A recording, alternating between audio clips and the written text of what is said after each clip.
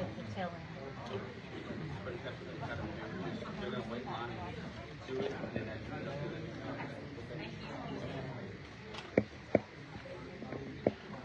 Try to do the routine.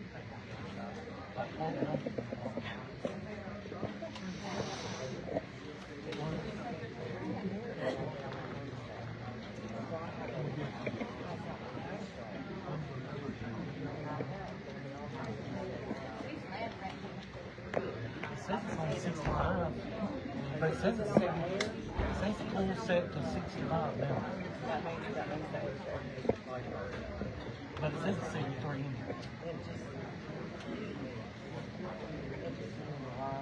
I'm just trying to get by the right way.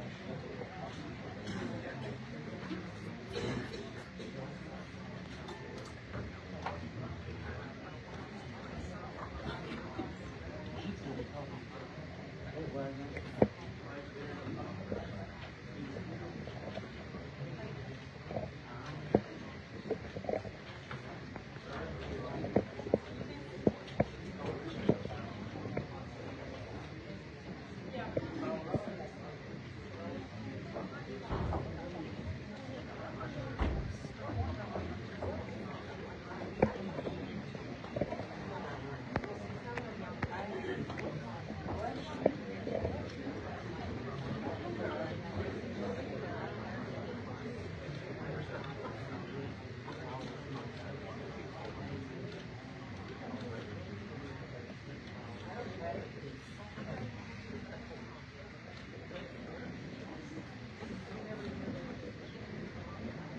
Where's my boy? I don't know. So who's that new side? Wait, where? I have no idea.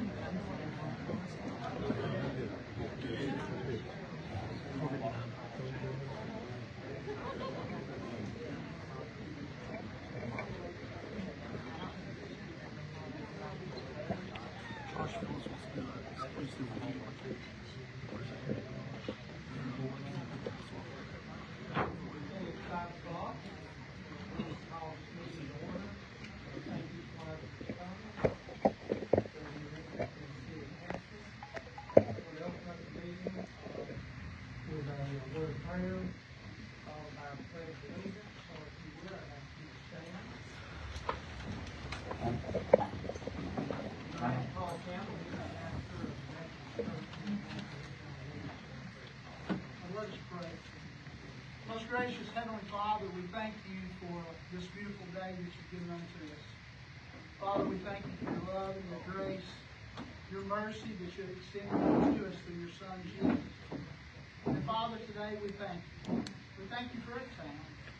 We thank you for our businessmen and our businesswomen. And we thank you for all of our citizens, as well as our city workers and all of our leaders, Lord. Thank you for each one. Father, we thank you for each one that's here this evening as well. And we thank you, dear Lord, for this time that you've blessed us with. We ask you, Father, tonight to help us, dear Lord, to speak with understanding, to listen with understanding as well. But Father, we pray tonight that you give us clarity as well, to help us, dear Lord, to be able to have ears to hear and eyes to see. what you have us to see and what you have us to hear, so that we might lead with greater vision, a greater purpose, and a greater understanding. Watch over us and keep us, and we ask all these things in Jesus' name. Amen.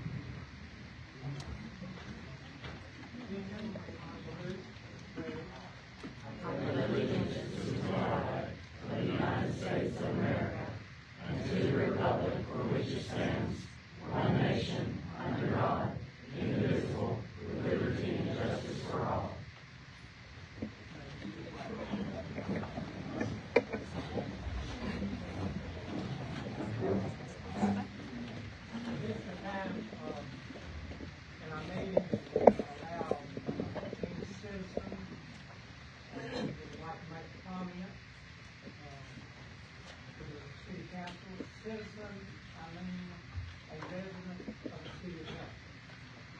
Or if you are a business owner in the city, or if you're a business owner in the police jurisdiction, we will allow you opportunity to speak. I know that most of you that get to speak here tonight is probably going to be directed for the police department.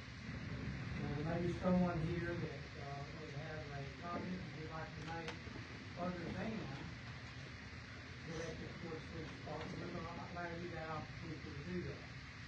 But at this time, we're going to turn it over to our city attorney, and he's going to give us the ground rules for this time. Let me, first off, housekeeping, microphone's not working well. You can hear it roar back at you, or you can talk loud. So if you don't mind, if you're gonna speak, talk loud, or you won't get heard. And of course, we apologize for that, but I know you don't want to hear it roaring through the ears all the meeting time. So let me remind everyone that in 2008 November, the city council passed what the League of Municipalities recommended, that is a set of procedural rules. The procedural rules states in the orders that citizens who wish to be heard by the council shall be afforded such opportunity during the portion of the meeting so designated. The comments shall conform to the requirements of the quorum and order that apply to the members of the council. And shall take whatever steps are necessary, including the resolution, to preserve such decorum and order. Comments shall be addressed to the council and shall not include any personal or other comments addressed at any member of the council or council employee. There shall be no debate and no action by the council during this portion of the agenda. I know that some of you may not have gone to very many public meetings, and so just wanted to emphasize this is not for y'all tonight. This is what they abide by every meeting. Actually, the council does not have to listen to any comments. That's never been public safety. They always want to listen to the public. And so, in that event, if you want to speak, of course, keep those in mind. It's really kind of superfluous to say as a matter of decorum and order, because we're all adults. We want to know, we want to be spoken to the way we speak to somebody else and vice versa. So we all know that. It's kind of a thing that we have that in there. But we all know how to approach those things in that way. The mayor has suggested, and I think I included, if you have other business, because maybe said we'll see. Maybe that you'll take the other business up first, besides the police department. Let me say this, there seem to be several folks here. Yeah, some may have something to say, some may be wanting to know what's going on. These are always public meetings, of course. If, don't feel compelled just because you took the energy and the fortitude to come up that you have to speak, but you're welcome to speak. In other words, if you're going to say, I agree with what so-and-so said, that's okay. But it's not really a debate. Oftentimes, we hear things and people go, I want to ask you these questions. Well, if it did that, we would be for a long meeting. So that's not what this is. This is your opportunity to speak.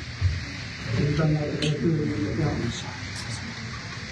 Oh, by the way, she reminded me, we're supposed to get your name and address and so that we could expedite it a bit. There was a form out front. If you intend to speak, we would like for you to fill out a form and sign it.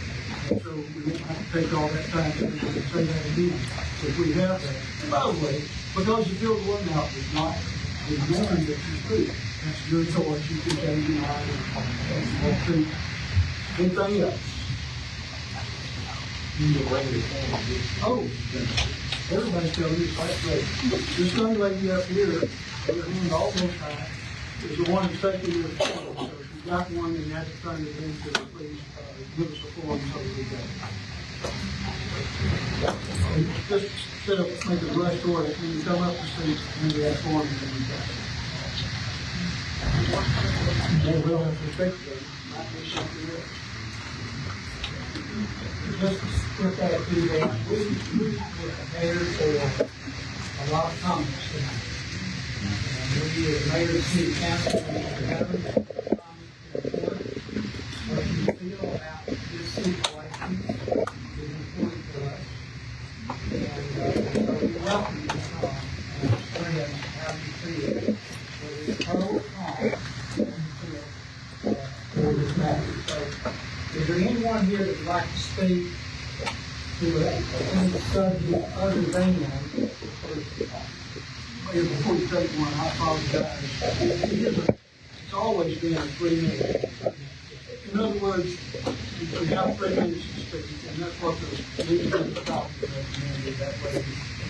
Typically, it says, there's 2 speakers on the subject, and I understand the council is not going to hold y'all to that, so everybody has the opportunity. Normally, we would not allow anybody, more than 2 people to speak on the same matter.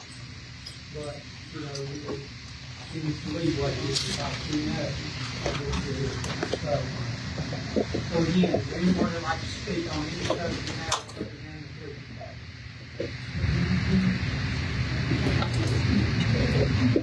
Okay, if not, we'll let the first comment.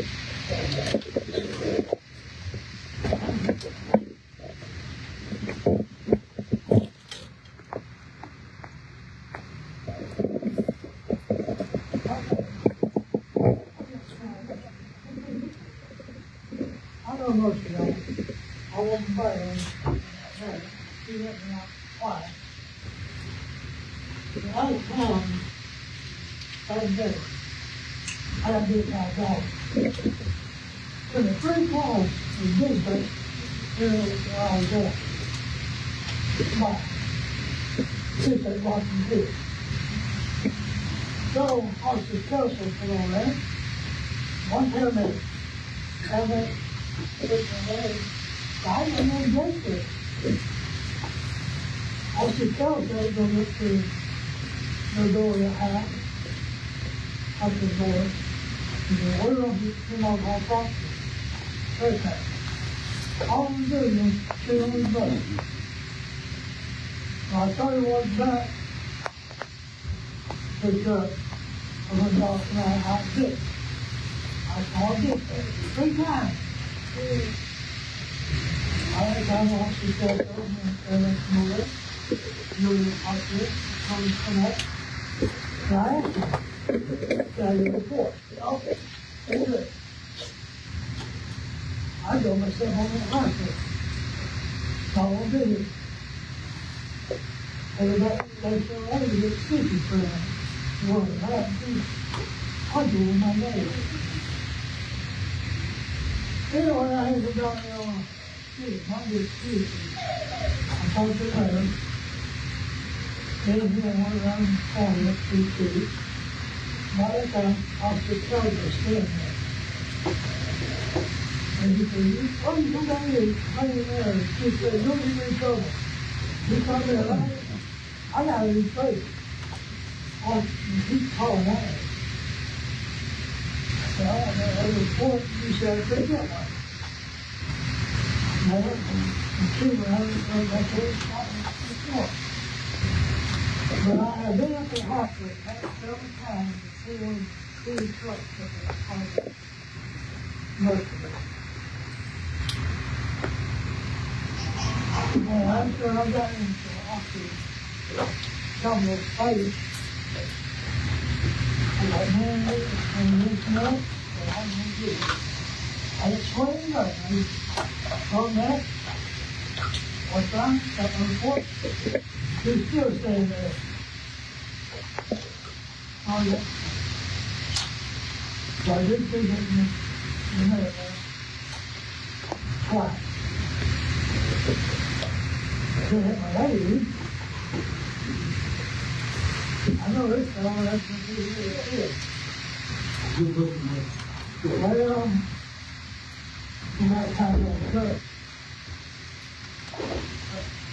I got it. Got your lady now? Thank you. I was doing that, you know. Oh, this is so good. Thank you. There you go. How you doing?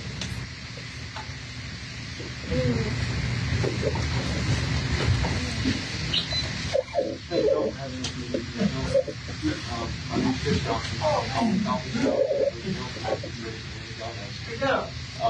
I am in favor of us keeping a police department, a quality police department that has accountability, rules, and standards. A local police department compared to the county or state or somebody else enforcing laws here is going to increase responsiveness. That, in the worst of the worst situations, is when you wish you did have a local police department. The worst imaginable thing, you have multiple wrecks. If we're handled by the county and there's only one or two officers down here, how quick can they get there? How many lives potentially would be lost? The ability to tailor the police force to meet the needs of the community and change policies and procedures swiftly as needed for whatever situations arise in this. New things, whatever, it can be rectified and changed there. A local police force has the ability to and should be familiar with the community and all of its citizens to know which issues are frequent and need priority in addressing. Whether that is from speeding on a specific street, whether that is drug use, homelessness, whatever, the local officers should be connected with its community to know what their needs to satisfy the citizens are. Citizens will have the ability to communicate with the local police chief and the elected officials to be able to more adequately hold the police department accountable. You don't have to go through more red tape to get a meeting with the sheriff to address an issue with an officer or anything else. It can be handled right here in our business and stay here where it needs to be. A local police force has the ability to immediately respond to and address the concerns of citizens with the smaller issues, such as speeding. Somebody can call from Cullman on Mobile Street and be like, hey, there's a bunch of kids over here at 8 o'clock at night racing and doing things. Another officer can be sent to patrol that area to deter that crime and anything else that's happening without leading to arrest. If we're out, we're local, and it addresses that citizen's concern. And then that citizen knows that something's being done. They're seeing the police force, they're seeing the presence. It's so much more beneficial to have local police officers here.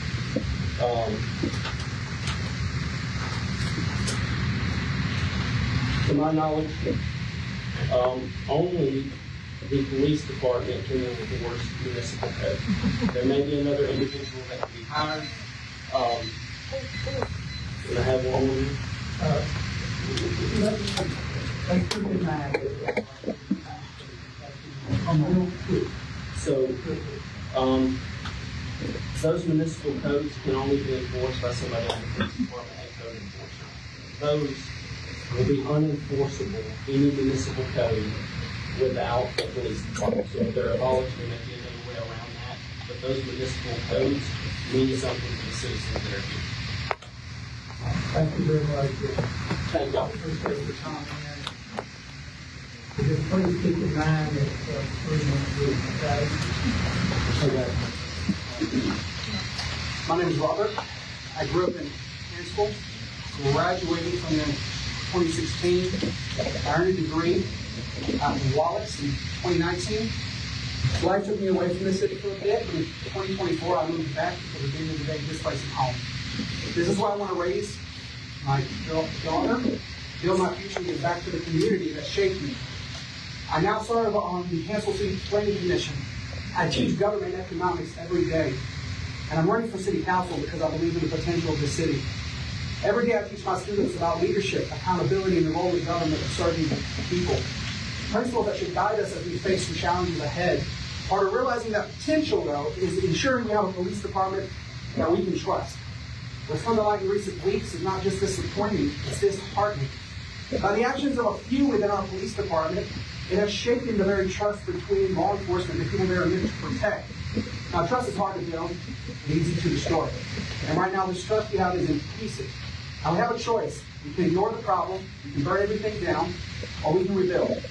Now, I'm in favor of rebuilding. I propose the council take decisive action by releasing all officers and staff from community and bringing in the interim chief of police with help from the Alabama Law Enforcement Agency, someone with the integrity and experience to lead the department from the ground up. In the meantime, we rely on the Cullman County Sheriff's Office for law enforcement services, giving us the breathing room to do this right. We need to establish stronger hiring practices, implement role oversight, and recruit officers who reflect the values of Hanceville. However, we must be clear what's at stake. If we simply hand everything over to the county long term, we give up more than just our local police force. We give up control of our own city. Without our own department, our city ordinances will cease to be enforceable. Response times will increase. We lose local accountability. Right now, if citizens have concerns about the police department, they can come to this council and demand answers. If we permanently hand over policing to the county, we lose that direct oversight. It weakens our city's identity and independence. A city without its own police force starts to lose its autonomy. It sends a message that we are not capable of managing our own affairs. This is not the Hanceville that I know. This isn't just about cleaning up a mess. It's about making sure we never end up here again. A strong, ethical police department isn't just a law enforcement issue. It's an economic issue. Businesses want to invest in a community where they feel secure. Families want to move to a place where they know their children are safe. This is about the future of Hanceville. We need to let past failures define us. We need to take this moment to set a new standard. One that will say we will not accept corruption, that we demand accountability, and we believe in law enforcement done the right way. This is our chance to rebuild trust, to restore pride in our police department, and to create a force that truly serves and protects. Tonight, I think we should make the hard choice so we don't have to make even harder ones down the road. Thank you.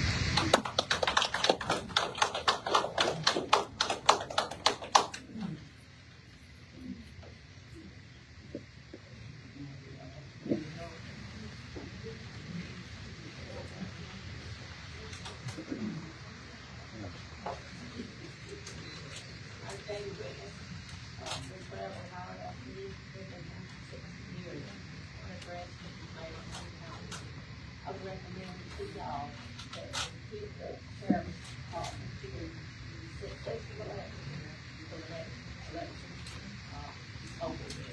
And then let the next administration do they want to choose a place to go or I would that I recommend I would for the next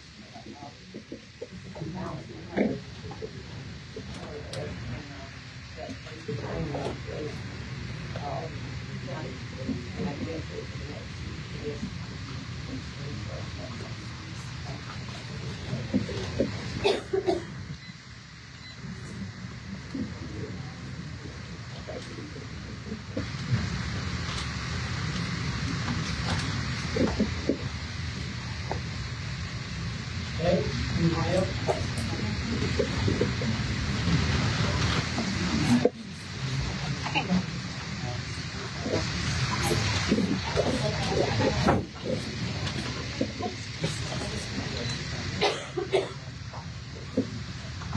Hi, my name is Kimberly Dunn. I know a few of you already.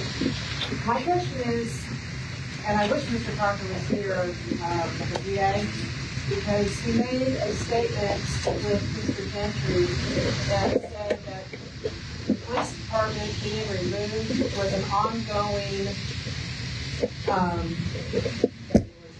an ongoing problem, an ongoing safety issue for us.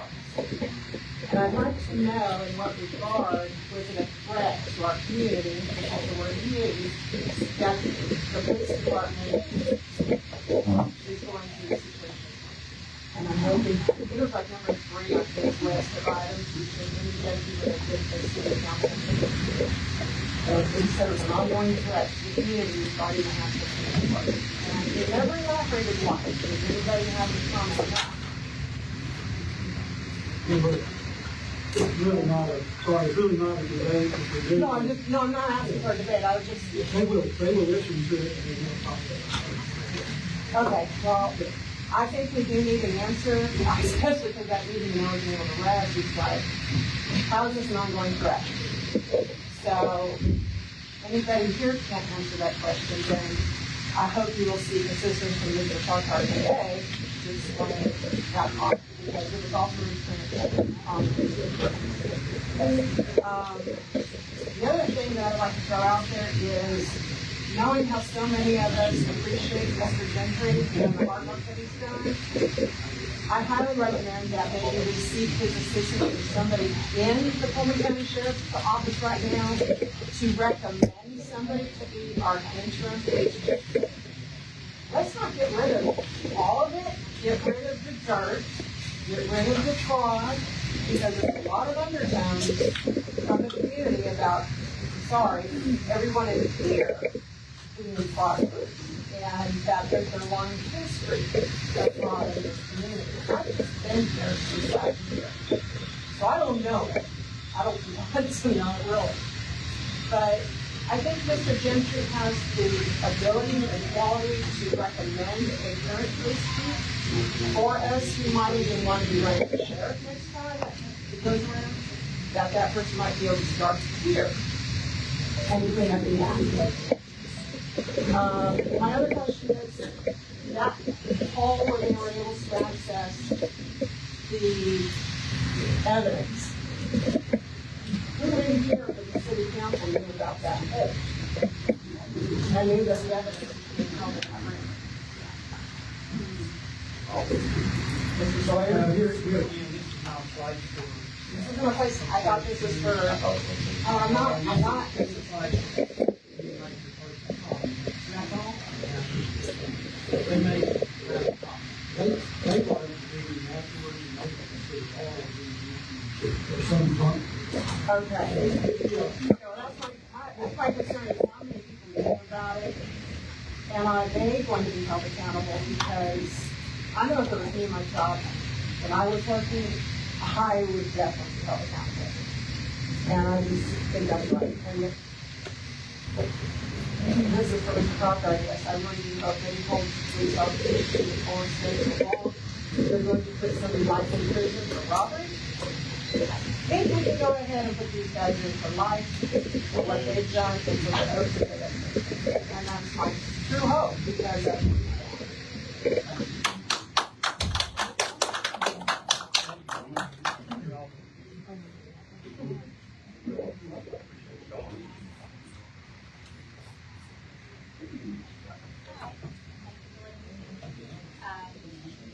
my name is Hillary Mann O'Brien, and I am a fourth or third generation Hanceville native. My aunt and I were debating on the car on the ride over.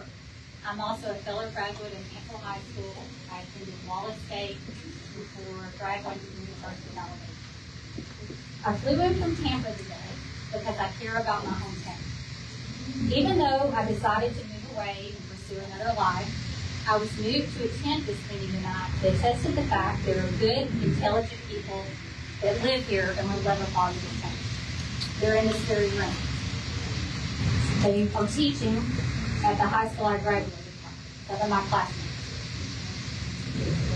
And small business owners.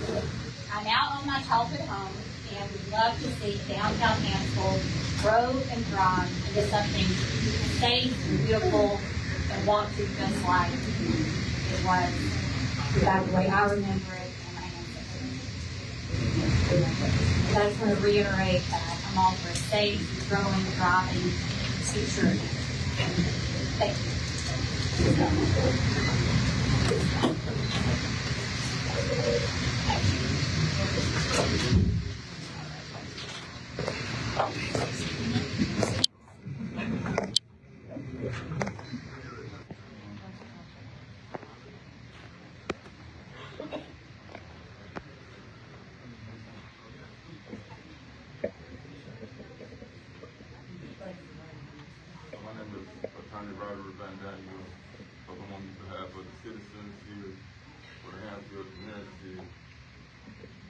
concern for the police department and the corruption.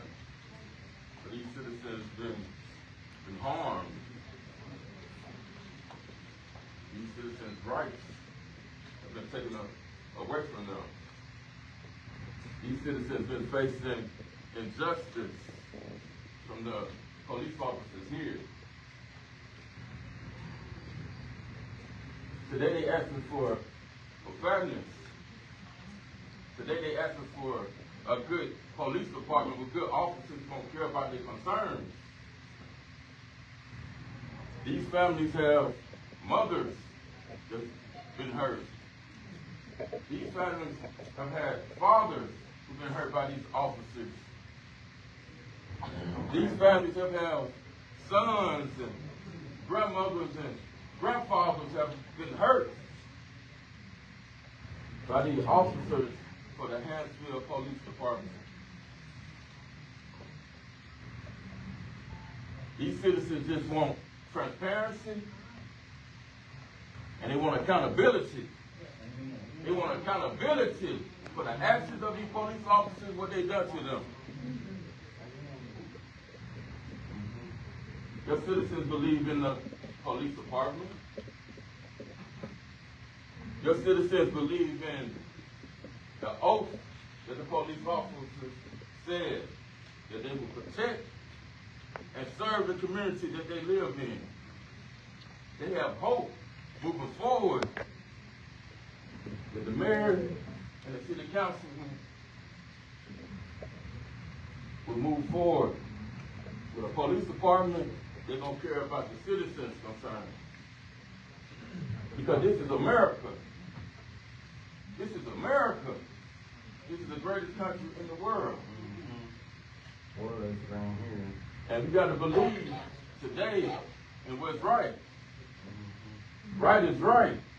Even if everyone is against it, wrong is wrong.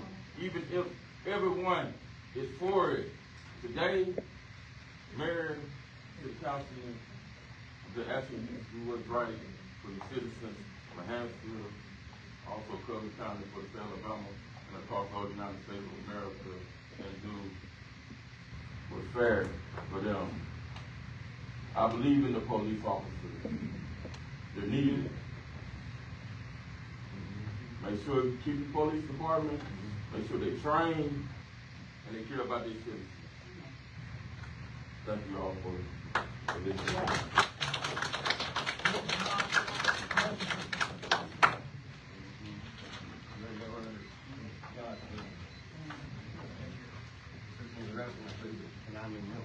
Y'all heard that tonight.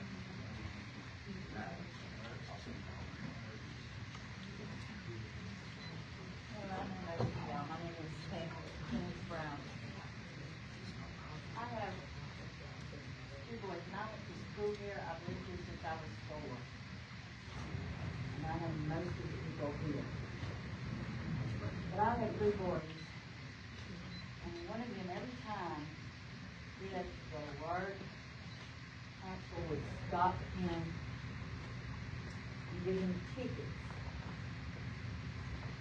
And he could not get the tickets paid up. On the department here. Rusty knows this. It's all true. He's on the board out here in the Hanceville Police Department. Do not pull over my son again. Because he had so many tickets that the boy had to work. And everybody knew he had to work. Everybody knew his truck. Everybody knew who he was. Everybody knew my boys. But they pulled him over because he had so many tickets. And there was one cop that helped my son get rid of those tickets and get his license. One. And then this judge dropped a couple of charges on my son. There's several cops here that harassed my boys, all 3 of my boys. 2 of my boys work for the city. Correct? I know that. A lot of y'all know that. I love my town. I love Hanceville. I love the police station. I love the city hall. But we need to get the corruption out of here, and we need to get in the right people to do the right job. I was proud of my little city. I'm still gonna live here in Hanceville. But I want this done and over with. Because I'm tired of the harassment myself. And I'm tired of the corruption here. A lot of you are corrupted. I've lived here. I know. I don't care what you say. Some of the officers that just got like this that I just told is true. And most of you know what I just said is true. It's true. If you know his name, and you look it up, what I just said here is the God's honest truth. Put my hand on the Bible. It's true. That is harassing my kids. And also, Hanceville Police said, they had a video of one of my boys laying on the youth pastor's window. That's BS. This pastor here knows me from years ago. He knows I raised 3 boys by myself. You know who I am, sir. I raised some good boys. So I do not have nothing to hide. This man knows me right here too. I don't have a thing to hide. I've lived here all my life, and one of you up on that stand right now went to school with. You know me. I'm so brokenhearted over my family. This is wrong. And I want it to stop, but I got more to tell. And Mayor, you said this was not the place for it. That's right, we ain't got the time. But we need to find the time, sir. Come back here on me. Yeah, we are. But we've been limited for years, sir. We've been limited for years here. That's right, I know there is. But it's time that we clean out this department and get more good policemen in here that don't harass us. And put innocent people in jail and prison, sir. Thank you. Good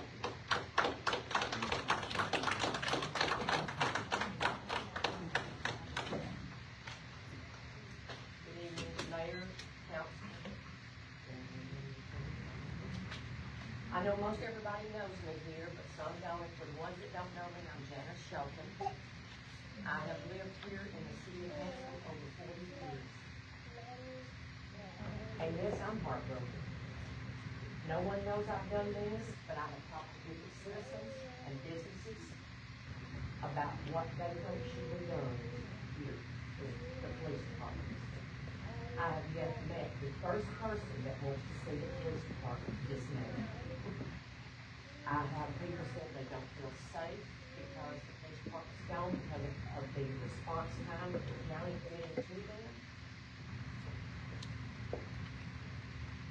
I think it's time that y'all take time, don't make hasty decisions. Take time to sit back and revamp and see what everything is that's going on. Get us a new chief, get the officers. We have good employees here still in the city of Hanceville. Everybody's not a bad person. If you was to investigate police departments and stuff everywhere, you're gonna find some corruption everywhere. It is, I'm going to say one little thing that happened this past weekend, and it's a family member of mine, I'm not going to call her name, that's in the real estate business. And the garden home's up behind Blue and Gray, she had a contract on the line with an elderly couple that was from not around here. Well, she got a call this weekend They stopped the bill because of Hanceville being so corrupt. They did not want to live in a town where there's so much stuff. That hurts me. Because I do not feel unsafe living at my street.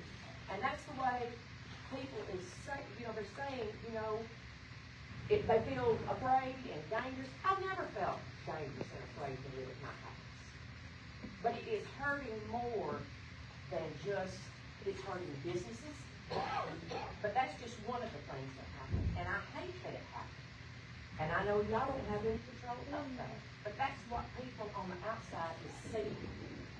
They look at us like this little duck town that's not here. But we have a lot to be proud of. We've got a wonderful college. We've got a good high school. And like I said, there's so much to be done here, and Hanceville can continue to grow. I just retired after working many years at the revenue office in Cullman County. And I know I haven't been involved like I should, but let me just tell you something. I can talk. And people tell me, no, I can't. But I just want to say, step back, and like I said, employees that's here, step back and listen to what they have to say. People have what they have to say, because we do have some good people working here. Thank God.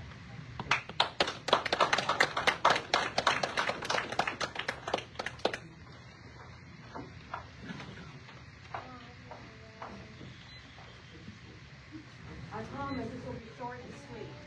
My name is Teresa Rivera. I'm a citizen of the city of Hanceville, Alabama. I've lived here close to 6 years, and I moved here on purpose to be a part of this beautiful, small town atmosphere. I love living here. I love working here. My recommendation to the board is to simply wait, make a decision, but do research and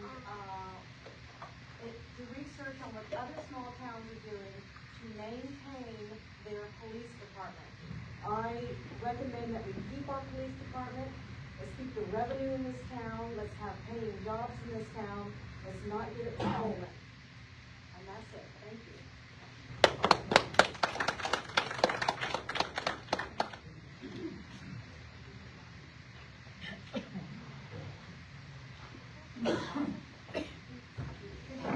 My name is Daria Sullivan, and I have just recently moved to Hanceville in August of 2024. One of the things that absolutely needs to be addressed before any decision is made are what are the financial consequences of forming your police department? If you give it to Cullman, will Cullman put a satellite office in Hanceville? What will the response times be? How long will I have to wait for someone to come and help me? What will happen if there is no police department? What is the alternative? Is Cullman the only alternative? Have you looked at anything else? I know you haven't had a lot of time, but the truth is, the buck has to stop somewhere. It stops up here with all of you. I'm not an office here. I've been an attorney for 33 years. I understand negligence, and I understand responsibility. And every single person sitting up here has a responsibility to the citizens of Hanceville. The easy answer is not always the best answer. And there needs to be some type of research and transparency. I came up here the day after the arrest because I wanted to know if I call 911, who's answering? You know what I was told? I don't know. That was the answer I got.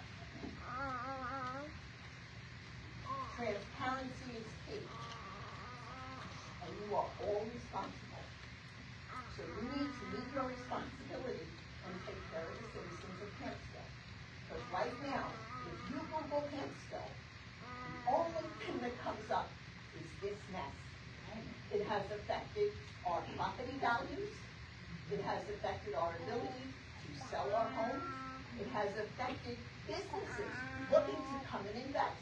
If you were looking to invest in a city in Alabama, Would you come to Hanceville right now? Probably not. So these are all issues that everyone needs to think long and hard on before any decisions are made. Because whatever decisions you all make affect every single person in this room and everyone who's standing outside who can't hear a damn thing that's going on here. And my first complaint is the manner in which this meeting was held. I find it hard to believe that there was no other venue available except one that couldn't fit the people who wanted to hear what was going on.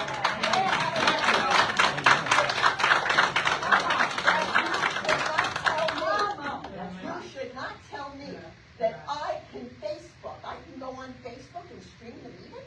And I respond to that. Sure. Come on. You can verify this. I had already spoken to Dr. Paul.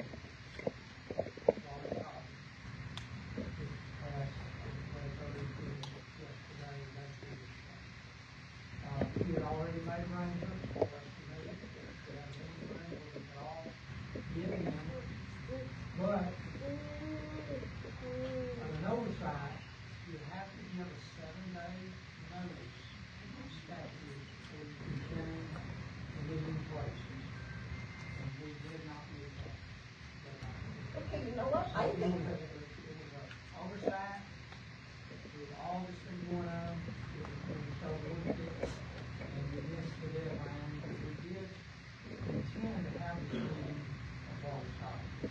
well, to meet the 7-day oversight, you could have postponed the meeting to Tuesday or Wednesday. Why couldn't that be done? Well, it's already, it's scheduled, it's statute, we can't just change the meeting date whenever we want. Do you not have a civic center? Is there a civic center available? Yes, got armory. Is there another site that's available besides Wallace College? You don't have a room bigger than this? We couldn't meet anywhere else, or they would know that, and we missed that deadline. Okay, well, trust me, I believe the public would have waited another 7 days in order to be able to hear what was going on. We're here, and we set this meeting, the comments and all, to hear from the people, I'll be interested in what you have to say. And, you know, Everyone here should be very interested in what the people have to say. That's why I Because- plan for the here to be, that's what it takes. you know, we're here. We're here. It takes a minute.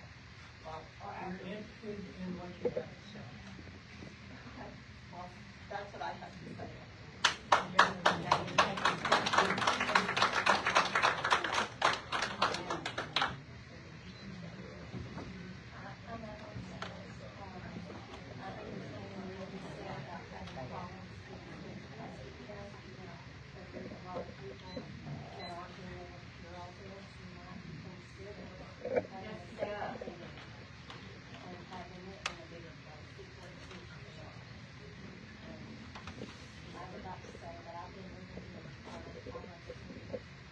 During that time, I have gone through some things myself, where I was treated unfairly and justly by the police department. It was not the ones who have been arrested, but the ones beforehand. And I know what it feels like to be abused by them. I've never had a speeding ticket or anything else, but I was in chokehold in my yard and I was killed. And I can assure you it happened, I got proof of it, and that sort of thing doesn't need to happen anywhere. And it happens because of things that certain family members did. They lied and told us it happened. It should never have happened. I should have asked her to talk to me and we could work things out. Instead, I lived in my car with me. And I was gonna ask everybody about the police department here. Every day. It's not the same thing to do it that way, I can assure you. But I definitely believe in the police department. I believe in him. I believe in you guys. And I believe that y'all are gonna find a solution to this that will be one we need. And I hope God do, because I went to Cullman for help when all this went on, and I didn't receive the justice and help there that I needed. I went to the victim's rights advocate, and he was helping me get he backed out of government, and he told me that his office on the phone, that he couldn't do anything about me. So personally, I feel like Cullman County has got some problems with the county. I don't think they really do. I think it needs to be someone other than Cullman. And I just ask that you guys are very, very careful and pray about it and check it out thoroughly before you do anything. We're dealing with it, so we'll deal with it till we get it done. Thank God for that. Thank you.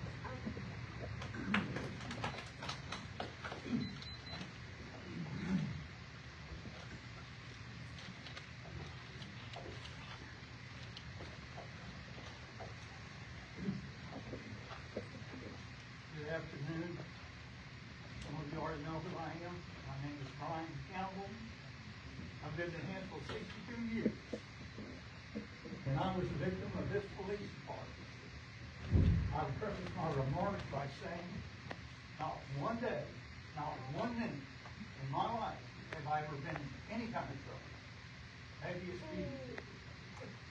On May the 20th, 2023, I was caring for my wife. Some of you know me. I've known some of you since you were children. I was caring for my wife with Alzheimer's and my disabled daughter. On that day, an incident happened in my residence. Hanceville was dispatched. 2 officers approached my home, and I didn't know why they were there. I inquired why they were there, did not get a response, so I proceeded to close the door to my house. Upon doing so, one of the officers took his foot, jammed it in the door, and forced his way into my home. Asked me to step outside. Upon which time there were 2. One of them was very professional. I had told him countless times how I was so pleased with the way he behaved. The other one was the officer from health.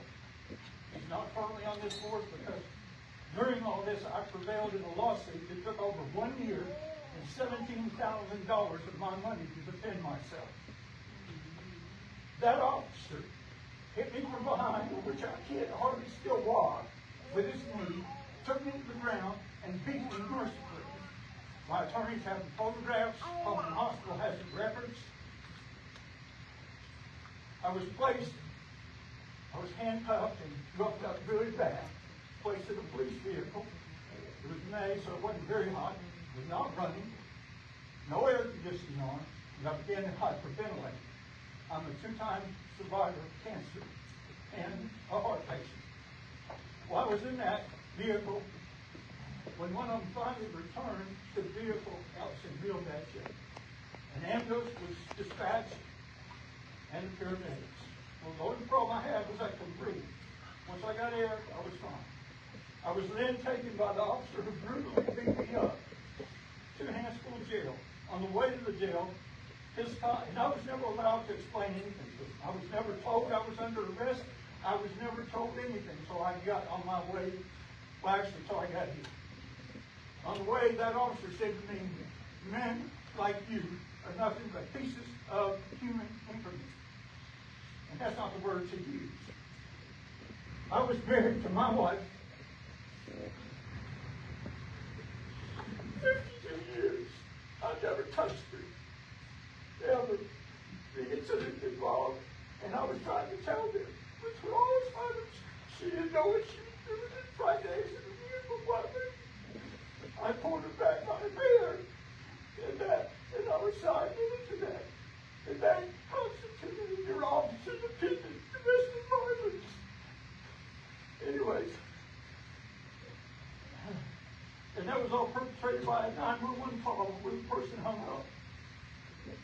When I got to the jail, my abuse continued. Maybe it's procedure, I don't know. I was handcuffed to a bench right out there for 3 hours.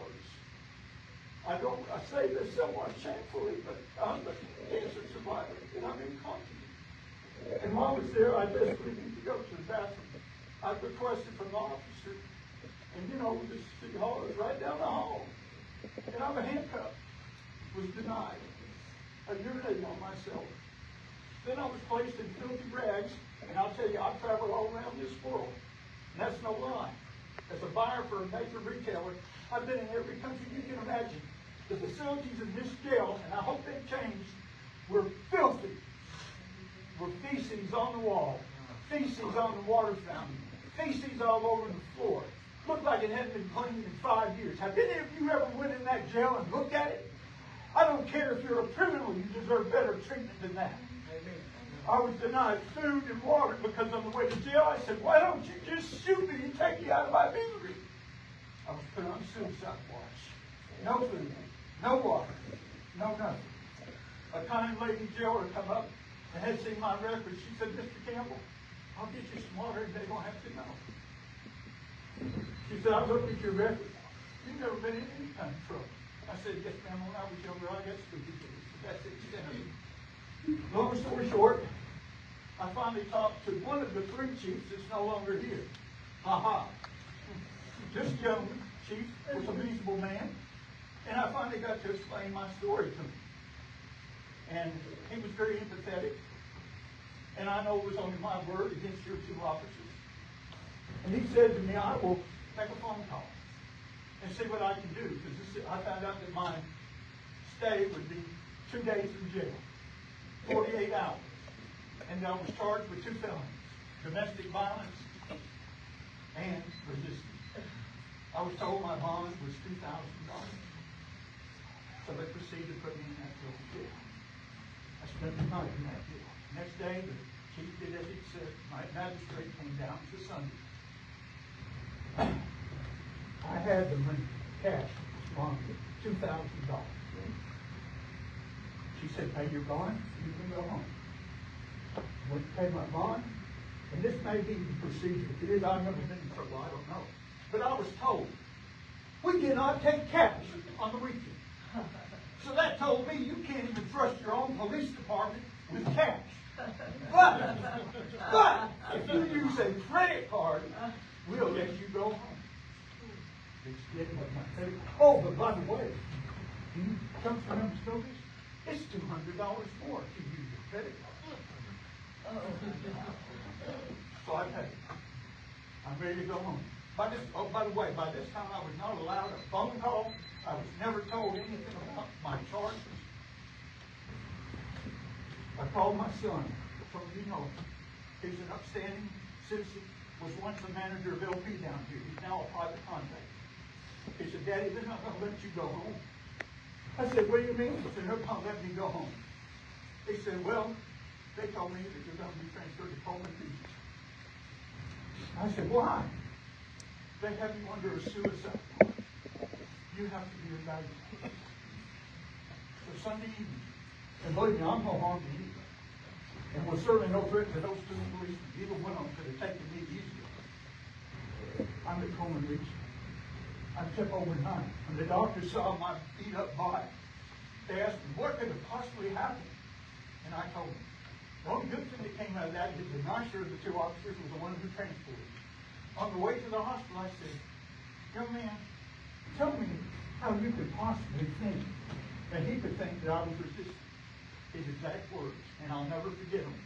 Because my wife and my daughter, my wife has died. He said his perception was that you were resisting. I said, you were there. Long story short, it came time for discovery. I didn't know anything about discovery. Paid to attorneys. They said, here's what's going to happen.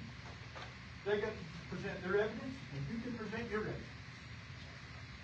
Well, Kathy, a lot of you know my wife, Kathy, better woman never was. She was on her deathbed. And I called up my attorney, Johnny Berry, and I said, I'm supposed to be there. He said, Brian, don't worry about it. He said, me and Brandon will be there. You don't have to be there. So I stayed with my wife with hospice. I wasn't there. In the meantime, my wife died. A month and a day later, my daughter died. On the night I was sending pictures to the funeral home, 2 more Hanceville officers came to my residence to arrest me again. They came to arrest me for bond forfeiture because I didn't show up on that court hearing. My attorneys were both there. They represented me. I paid them well. I made this a message. Get ready to take it to jail. My daughter was being buried the very next day. Fortunately, I know Kenneth now. And I wasn't in any shape to call him, but my son Kevin called him and said, look, my dad, we just lost my sister. You know, he's a good man. Everybody knows him. And they just leave him alone. Now tell me what the warrant was for. Kenneth told him, I don't know if it was Kenneth or who it was, someone later told him, the chief told him, to just go on and let me turn myself in. Okay, I called my attorneys and told them what happened. I still don't know what the warrant's for. I didn't know it was bond for. I go on to the cemetery and I buried my daughter. On that day that I buried my daughter, I went to Hanceville down here to this courtroom, and that judge, who was a joke, that sat right there, read me the riot act and told me, had me handcuffed immediately, and told me he's going to put me under the jail. I'm going to remodel it, so I stayed handcuffed out here in the hall for another 3 or 4 hours. During that time, I was told I was being arrested for bond for. I said, what bond? They said, we didn't appear for the discovery. No argument on my part was you heard. Because I'm just an average citizen, like all these people here. An innocent average citizen. I was transported to county. I sat in county the night.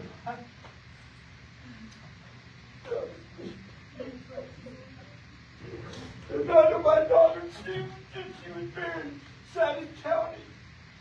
It was going to be put in jail under no bond, 0, because I forfeited my bond allegedly. My son knows the sheriff real well and the chief deputy. They called and said, look, I don't know what's going on. You know, I'm not going to say my dad's innocent or guilty, but we just buried my sister. And they were told me to just roll, go take a shower, put me in the rubber shoes, or get ready to put me in the orange jumpsuit. And the desk deputy said, Mr. Campbell, today's your lucky day. And I'm thinking, you just don't know. It's 7 or 8 o'clock at night. I said, well, tell me. He said, you've been released, R-O-O. I think that's released on your own repository. And I was released. We come back in front of this same judge. It continues almost for an entire year at more financial expense. And I'll conclude what I have to say by your police, untrained, uninformed, and you, like the lady before me said, you're the accountable one. I was a manager of a major retail company, top level, and the buck stopped at me. The decisions to make these people in the roles they're in fall on each of you. And I ask again, have any of you ever looked inside that jail? And if it's changed, I'm shocked. But anyway, well, I have to say, don't amount to much, but I got my day and I can say my piece. My son said, well, more, at least 100 pieces of silver. Well, in the first place, I'm not the kind of man that sues anybody. I've never done anybody wrong in my entire life. I'm a Christian and I believe in treating people Christ-like. Amen. Okay? And I didn't want a pound of flesh, but I never got so much as I'm sorry this happened to me. And Mr. Sawyer, I've known you a long time. Another incident happened, and I had to come to my residence. At that time, you brought the new chief with you on this other issue. I told you a little bit about this story. Your exact words to me in the conversation. What do you expect me to do? And my response was, so help me. You got a Bible, I'll swear on it. I said, what I want you to do is clean up this town. Clean up this mess. I said, the people of this town deserve it. I'm just one individual. And nobody really cares what I have to say. Imagine if it happened to you, losing your child and your wife, and then being drugged through this crap, and then financial expense on top of that. You know what your response was to me? Do you remember, Jimmy? Well, if I'm dying, I'm happy. If I'm lying, I'm dying. You look at me and say, that's why this man right here is the new chief. he is gonna clean it up. Shit. Shit. He cleaned it up, all Yeah, right. he did. And I would have never said another word about this. In fact, my son said, Daddy, I'm still been through 2 months. It's gonna cost you money. It's gonna cost you more. I could barely walk into this, my back, on that opposite. And I agreed with him after praying a lot about it. But when I saw this nonsense, I said, maybe my story's not good. And maybe they'll put me off as a fool like some other people that have stories. But I swear to God, every word I told you is true. One thing I left out. At that time, you had 8 police officers. Because the chief told me himself, you want 8. That day, while I was sitting in that squad car in my driveway, and there's a man in this room that can testify to the fact that my neighbor, 5 squad cars showed up, 7 of your 8 officers, and you would have thought I was a murderer or a drug dealer. Fact. Fact. Then one of them told my neighbor in this room, I don't know if he's going to speak or not, but that night when before I buried my daughter, or the funeral, when they came with that warrant and they left, my good neighbor came up to check on me and see if I was okay. When he was walking through my yard, and if I'm misquoting you, sir, you know who you are? He said, one of my officers stopped me, and I asked him what's going on. He said, we're not through with Mr. Campbell yet. Is that professionalism? I said no. So I conclude my remarks. I love this town. I would have brought my family here and lived all this time if I didn't. And some of you live here longer than I have. It's got to have an end to it. If it don't, it's just a continuation of the same thing. And it's happened too many times in my lifetime. And got worse in the last 3 years. And I conclude my remarks. I appreciate your time. I hope this sinks in. Yes, I'm mad and angry and upset. Put yourself in my position. How would you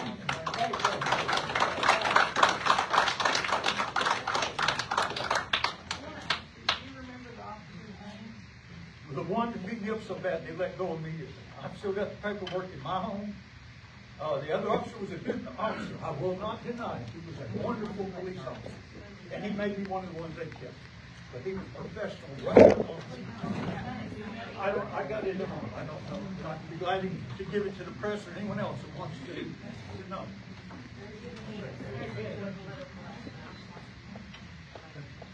My name is Stanley Sampson. I live over there.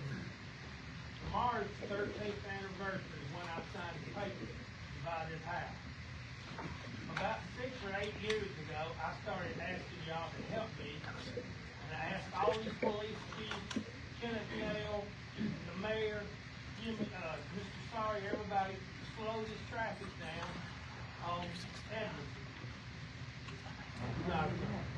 I've also asked y'all and told y'all, stop spending this kind of money on these Barney Fives and what their priorities were. Y'all sat up there and didn't listen to me a bit. I hope y'all listen to that man, and I hope you listen to the grand jury better than y'all listen to me. And today I called the Alabama League of Municipalities and talked to an attorney named Mary Elizabeth, and she said, if y'all had wanted to change the venue on this meeting to the Civic Center where we could have got in and heard and spoke, you would have only had to have a 24-hour post. And that's been the League of Municipalities attorney. But y'all don't want any transparency. I've been to more council meetings than probably anybody in Hanceville but no in Bradford. And I know y'all don't tell nothing. I came up here and even talked to see about the budget this year, and when I left, I didn't know any more than the people that stay at home, except Miss Tucker wanted to give a few more dollars to the civic stands, and that was fine. But don't tell anything. It's y'all just sit here and don't say nothing, don't help nothing, and I hope y'all listen to me.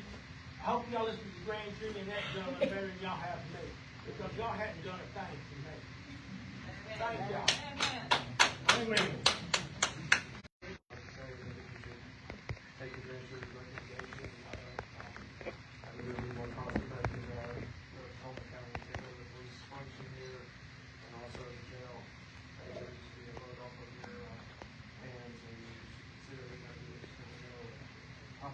settings that might bring down.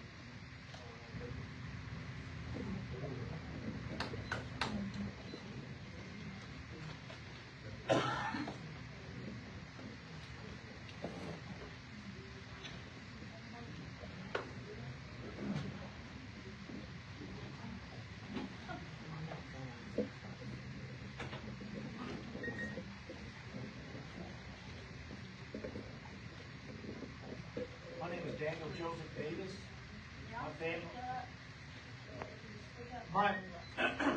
My name is Daniel Joseph Davis. My family and I, we moved here in 1974 from Justice, Illinois. My mom and dad, they were born here in Alabama. And they wanted to get away from that up there. And we moved here in 1974. I graduated high school over here in 1986, right here at Hanceville High School. Required reading years ago was Animal Farm. And there's a quote in there, all animals are created equal, but some animals are created more equal than others. Pull the plank out of your eye before you pull the splinter out of mine.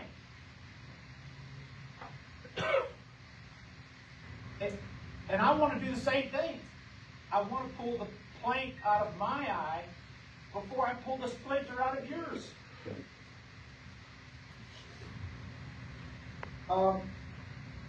And I'd like to address the issue of, according to reports, the mood-altering drugs that allegedly. I've been pulled over by the police before, and I've complied. I follow orders. I was the United States Navy Seabee. There's nothing that we couldn't accomplish. There's nothing that I cannot repair. If you give me the proper tools and the proper training, there's nothing that I cannot accomplish. Nothing.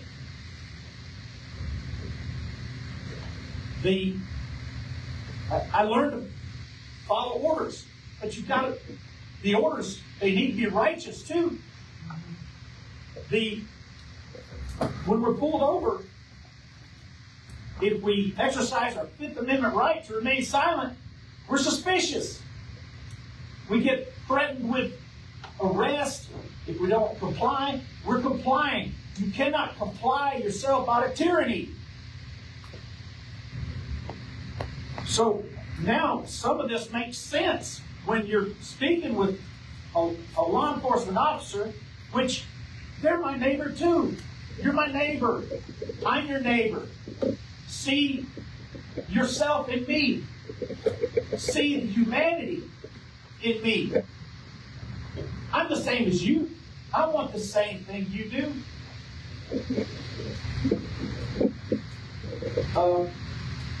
And I want to say this too. I don't need the government to keep me safe. I can keep myself safe. This was evident to me 24 years ago. Your city, county, state, federal. I can keep myself safe now. That's the way I feel. And I want to say this too. I left a piece of me when I served in the Navy. I left it in the Aleutian chain of islands. I'm a compensated veteran. I served my country. I didn't serve my country to come home to this. And I want to say this. I want to say, how dare you? I want to say that. How dare you? But I also want to leave room for redemption too.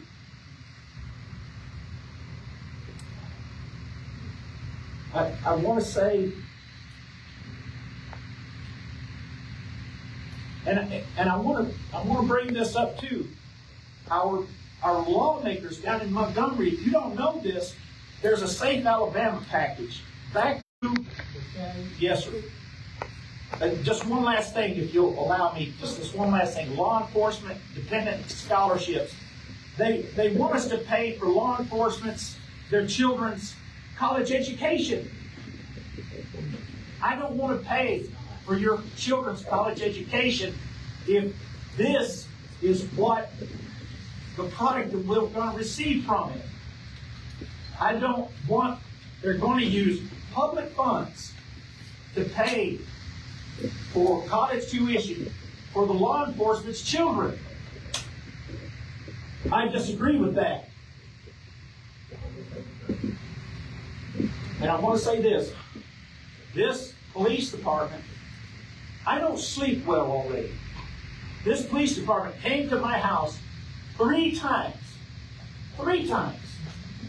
And there were all 3 mistakes.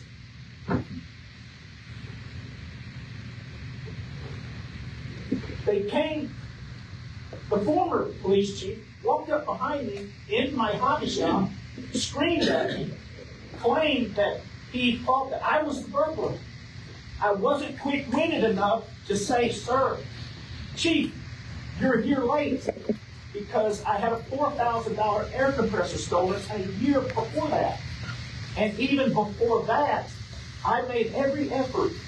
Every time I saw the chief, I would say, hey, chief, hey, chief.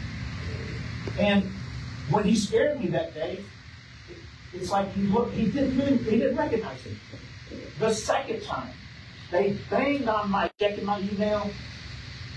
The police officer was misdirected from going to 91 at Tony Kretschmar's instead of, he was misdirected to my house, 6 o'clock in the morning. It's alarming to have someone beating on your door. And then, 9 o'clock at night, another one. But it was 2 law enforcement that showed up that time. 2. And they beat on the front door and the back door. You talk about going to Dept 1. I was at Dept 2. And I was on high alert. I'm sorry, I'm going to have to ask you to close it out, okay? Yes, sir. We got to. Yes, sir. Well, thank you. And actually, Mayor, I tried to come and talk to you about this. And you did the same thing that you're doing now. I'll talk to you later about it. So, that happened. My name is on the roll. I came here, and that night, I tried to talk to you about it. But this is our government. So, we have something we're fighting for here. But we can fix something beyond just Hanceville, too. God bless America. And you're my neighbor. You're my neighbor. And I wish you the best. I love you. We graduated together. Hey, Grace. Hey.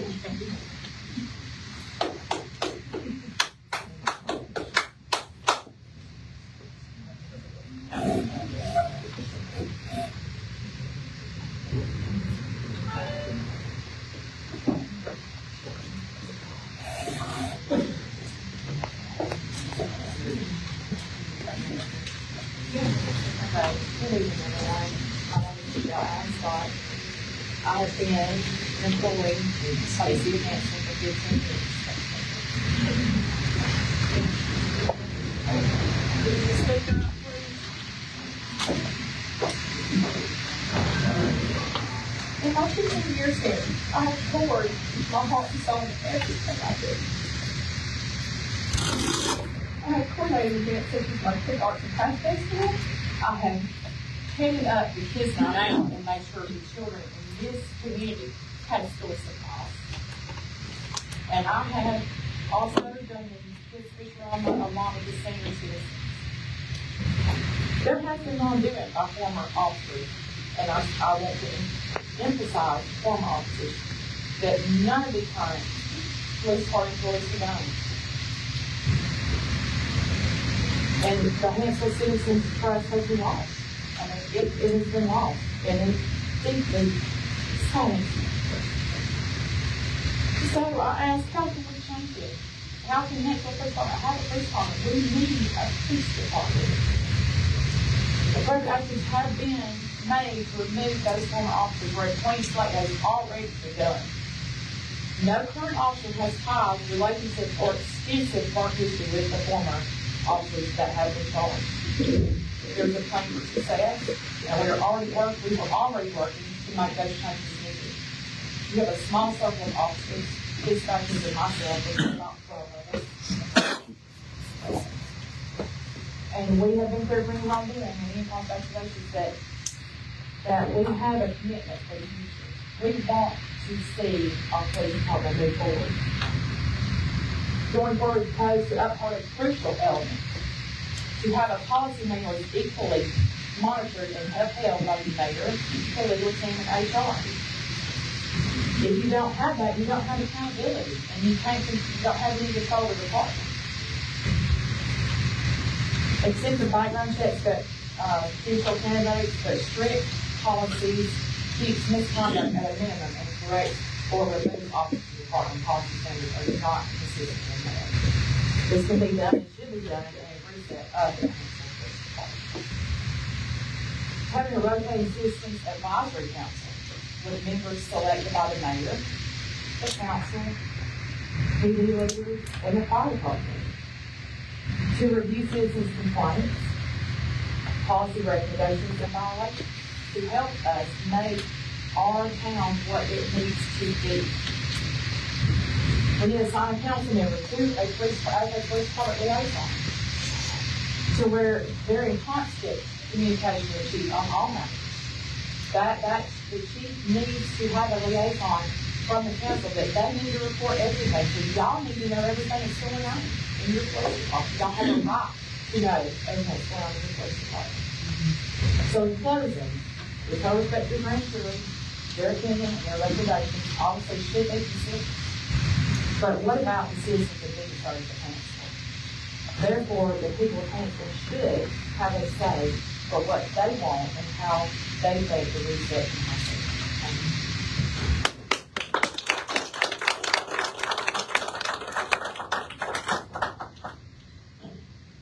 My name is Hanceville Police. I'm the 911 dispatch and corrections supervisor for the police department. I come to you today to inform you on how we have improved and how we intend to continue improving should we be given an opportunity. No one employed with the police department actually lives here in Hanceville. We choose to come here every day and give it our very best to serve you because we love the citizens of this city. We do not want to see your police department fall, which is why 12 of us have chosen to stay and remain loyal to you. Upon my promotion in September of 24, we have been updating, implementing new and improved policies and procedures department-wide. We have been faced with challenges of resourcing free training due to the lack of funding, even though state required for both officers and dispatch personnel. We have had ample equipment removed, and due to this, we have been forced to locate old equipment to use for not only our safety but others. We have informed new field training programs for both patrol officers, 911 and 911 dispatchers, including jail school safety trainings and other requirements. We have reported and had conversations with APO's radius about past and present officers. We have demanded loyalty, integrity, and trust, which has resulted in the departure of some employees. Unfortunately, this has led to staffing issues, longer response times, and has risked the safety of our officers while in the field. Our hiring protocol has changed, but is also in the process of continued change. We have expressed our concerns to the appropriate leaders in reference to the jail and the possible liabilities that can surface due to the limited staffing that we have. We all agree that having inmates is a safety concern and have asked to house them at CCDC if no change was made.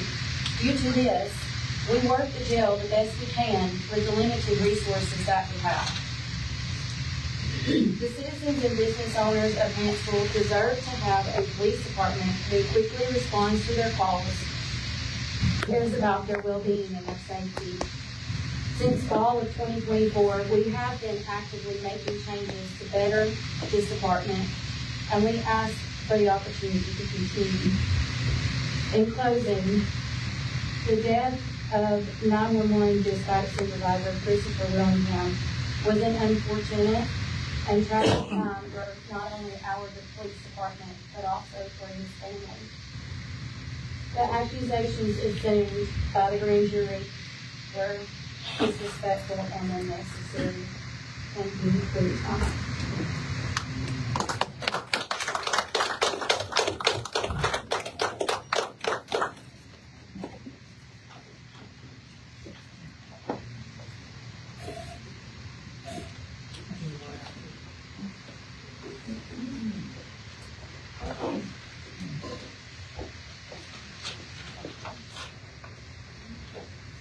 Someone's left their phone. I will. Sure. I appreciate this opportunity to come up here and speak. I'm a daughter of Hanceville. I'm Sherry Saunders. I graduated from Hanceville. I graduated from Water State. For the past 25 years, along with the work that I've done, I've been an advocate for many reasons. For some of the reasons that we're talking about this evening, I want to share. Mr. Campbell, I was friends with your daughter Angela since second grade. I was at her funeral. I want everyone in this room to know that it was a sad moment that we were burying Angela. Someone, a wonderful person. If y'all don't know Angela Campbell, she had spina bifida. She lived a very hard life. Had a lot of things happen to her, and she smiled every day, went to church as often as she could, and met the Lord. And if y'all don't know that about Mr. Campbell, then I don't know that we need to know who you are if you don't know the people. So we know that Mr. Campbell is a fine person. I know Angela Campbell was a fine person, and I cried when we buried her. When we buried her mother, right before that, it was tragic. And I want you to know that although I had some information, Angela had not spoken to me about everything that happened until I just heard this man share that story. I have to say that as a daughter of Hanceville, I am embarrassed to say this is my town. Some of the activisms that I have done for some of these people that y'all probably don't even know because it's been for so long. But I want to share just a couple of things. First, I stand before you right now. I'm a state employee. I've been working for the state for 10 years. Graduated from Water State with a criminal justice degree. And I want to put in my application for your new police department if we're going to do so. If we're going to move forward in this town, I don't want you to move forward without me. Because of the people in this room that I have helped over the years, I have asked to dime for it. Y'all know that the governor appointed me to a council for developmental disabilities a year ago because of the work that I do for the disabled in this community. And Angela Campbell was one of those disabled. And her father, if you could not see, standing here shaking, has a disability also. And that disability meant that he should have been handled differently. The officer should have took a moment. But that we know. But I'm going to share is a few other things that have happened in the past that I hope that we can move past and move forward from. So I'm putting in my application to become an officer in your department in this town so that we can move forward with high integrity people who have listened to these people for years and assisted them to get their voice heard from you guys. So I stand before you to talk about two issues. You have a lawsuit right now from a former officer, Hatter. This officer was a problem officer when he was brought to Hanceville. When he left Walker County, he left because there was another dead officer. One of his best friends, in fact, it was his boss at the drug task force, his boss. There was questions under his death that they called also a suicide. We know that our officer Hatter left a week after this dispatcher unfortunately lost his life in this department. We have a history since Bob Long came in as chief of our department since Bob Rowland, we have a history of hiring low integrity people, probably low IQ, and I mean no disrespect.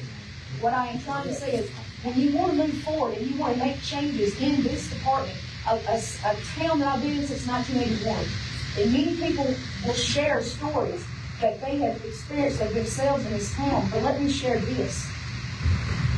My family member was working at the McDonald's right up the street with a daughter of Kenneth Mayo, the former mayor who also lost his job and got arrested.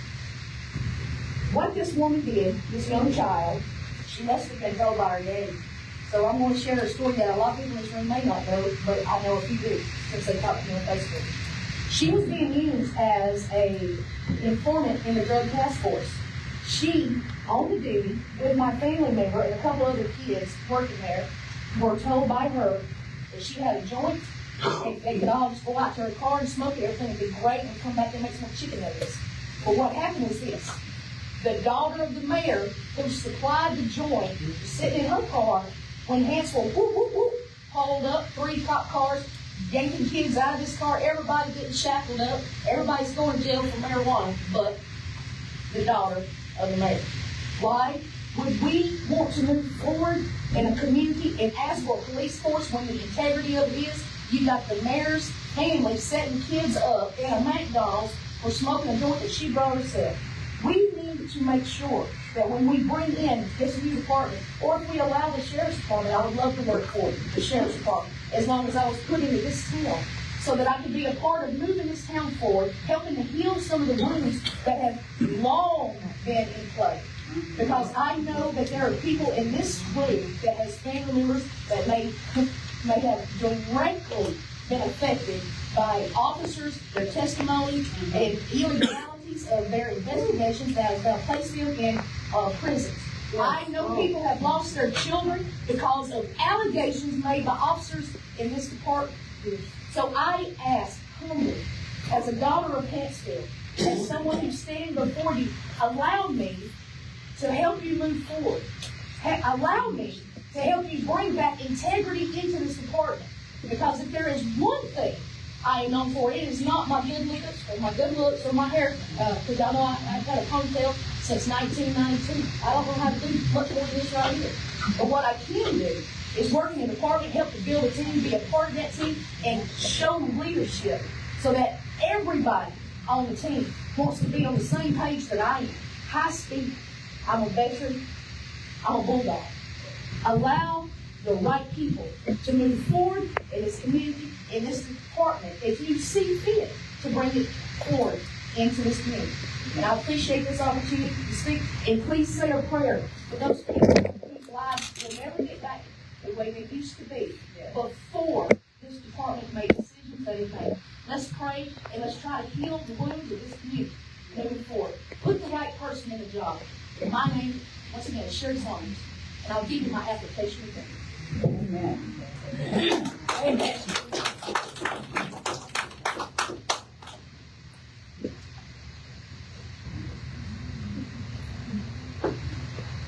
No one else? I ain't got a question, but I'd like to speak. And Cullman, hold the room, all right. You allow me? Are you ready? Yes, I am. What are you doing here? It's plain and simple. A grand jury knows more than everybody in this room, and a district attorney. Corruption's nothing new here. These microphones have been in this town since I was a kid. There was a chief, police, extorting votes, news cameras here, taser problem, it's constant. And the people that's been hired to be police here, a lot of times were criminals before they got here. Yeah. And a lot of times, if they weren't when they got here, they will be when they leave. Yeah. An 18-person grand jury knows more than everybody in here. And for it to even be, I don't even know how you can even consider ignoring that. That's my name. My name is Michael Ray Walker, 1601 Ashland Street. Walter, W-A-L-D-R-O-P. Thank you for allowing me to speak.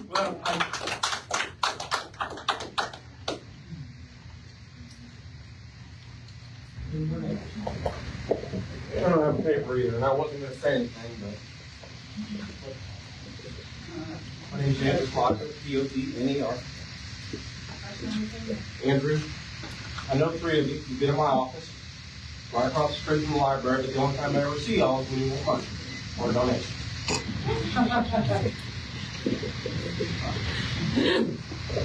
I really didn't want to say anything because I don't want to weigh in on this, but at the end of the day, the one thing that bothers me, it took me 4 seconds on Google, sitting right there tonight to figure out it takes the mayor, 2 council members to call a special meeting, which requires 24 hours. If all of y'all can't figure that out and get this to a meeting where people can be heard, and if you can't figure out how to get a microphone where people can be heard, I'm not sure you should be making There you decisions. go. There you go, brother. That's it.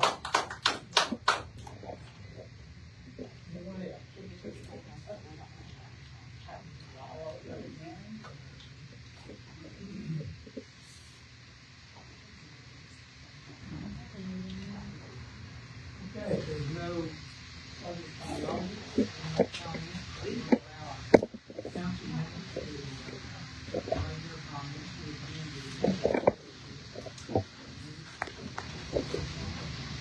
So the main thing I wanted to just reiterate, a lot of things been said tonight, been said all over, a lot of rumors. We've not been able to address anything. After the indictments come down, we did not know anything about the indictments. We need to investigate. One thing I will say, from the beginning, since the death of the dispatcher, we've been involved, me and Mayor Sawyer. We actually, on September 3rd, after the death on the 24th, we actually I called the State Bureau of Investigation myself to ask for them to take over the investigation. Which Wallace had came in to secure the scene, do the preliminary investigation, but we made the call to bring it in SBI, which, as I talked to the lieutenant, she said we'd have to have a request from the DA. So I called DA Crocker. We made that request. DA Crocker wrote the letter formally and got that down here to do it. But say all that, on September 5th, we requested the NVR, the video recording device that has all this information on it, to be secured. We had not had that happen. There was nobody coming and got that. So we was, as leadership of Hanceville, I will say, Mayor Sawyer and I had that removed and secured and locked in a safe department. On the 13th of September, I contacted Ed Crocker again, and he had not heard from Aaliyah. We had no contact with SBI yet. No investigation had begun. So on September 20th, we contacted Sheriff Matt Gentry, contacted Ed Crocker. Me and Mayor Sawyer went and got the Chief Moreland where the NVR was secured, took it to the Cullman County Sheriff's Department, to Matt Rutherford, which is the custodian of their evidence, and checked it into evidence for the chain of evidence of that release to him, to secure that evidence. So as far as everybody's concerned, we didn't know about this, we knew about it, we was all in on it. I'm telling you, that was the evidence that they got the indictments that the grand jury reviewed. So from September 20th, we have not heard one thing, SBI, which is not uncommon. We are not the ones being questioned, so we are not privy to that information. Till February 17th, last Monday, when Mayor Sawyer got told by Chief Moreland that there was indictments came down, we had no idea, and myself and Mayor Sawyer, we had no idea what the investigation was doing and so forth. As far as I can say for myself, this is nothing that had any clue was going on, or I've been on this council exactly 1 year to the night, actually, when I was sworn in. Not that I'm taking any non-responsibility for that, but I will tell you this. This is something that we've had from the beginning, trying to secure and do everything in our power to make sure anyone that's doing wrongdoing is brought to justice, and that's what we try to do. But as far as the investigation, we've helped in every way, shape, and form. From there, I will say one of the questions, I'm on the 911 board. 911 calls, I don't know if she's still here, was being answered. They were being answered by our police department, was still on staff. Our dispatcher was still on staff. And 911, the reason why we asked the sheriff to actually take over calls is because our force had gotten to a point where we wasn't comfortable. If something happened in Hanceville, they were protected. So we made the call to switch it to the sheriff's office, to actually cover Hanceville for the safety of our citizens and make sure we were safe, because we live here also. I've got businesses here, I own property, so this is as much, our town, been here my whole life, and I want to make sure everybody understands, we hurt too. This is not what, we did not want any of this to happen. By all means, it's not what I wanted, or I think anybody on this council had. So I understand the frustration, but all this stuff that happened before this, I don't know all of it. Now my heart goes out to all the ones that had these problems. Because I've known Brian Campbell and I've known my whole life. But the fact is, we've got to fix what's here now for the masses, and that's what we're here to do. So thank you.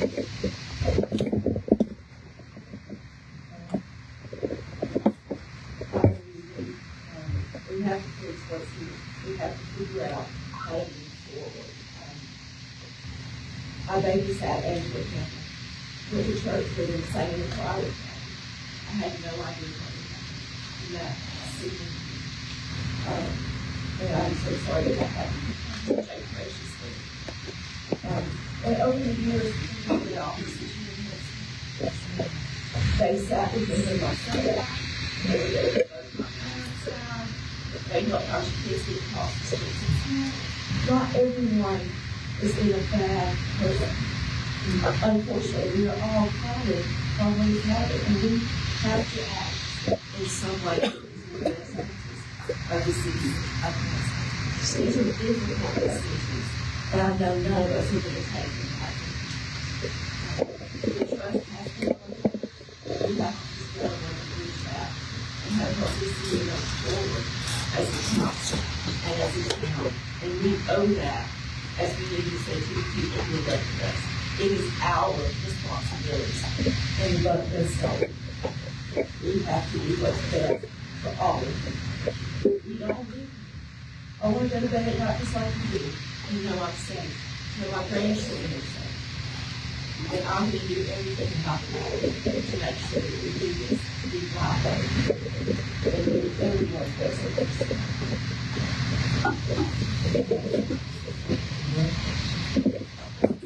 Looking around the room,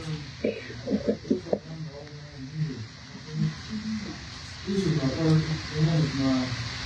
third term on the city council. And these stories that were told tonight, I never heard before. It's a shock to me, a big shock to me. When we hire a chief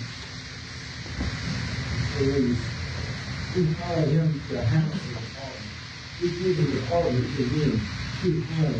We don't know what's going on in the police department until if somebody comes to a council meeting, there's no one, what's going on in our community. As far as this situation is, y'all know as much as I do of what's going on. You watch the news. That's all I do, is watching the news. What's going on. I'm not going to investigate. I can go out and check everything. And as far as our police department, the personnel that we got on out, I think they're doing it. They really do. We just had one to get out of training. We got a call the other night to an infant, about 2 weeks ago, to an infant that was not breathing and choking and was not breathing.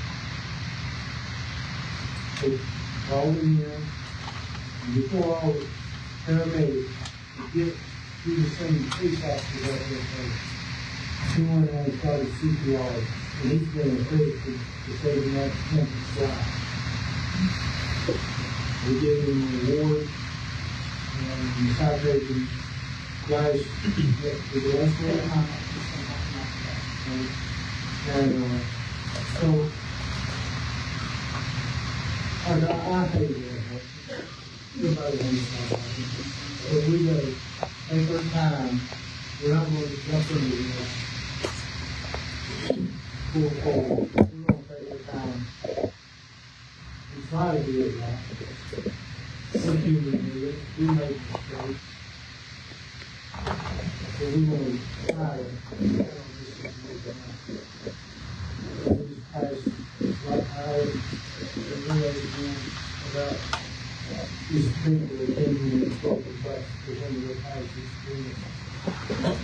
I never heard of that. I never heard of that. This is Mr. Campbell still in the room. Mark was up here. But I never heard of that before. I heard a story I've never heard. We went way over the time, but I don't think there's so many years. Never really stopped it. That's all I have to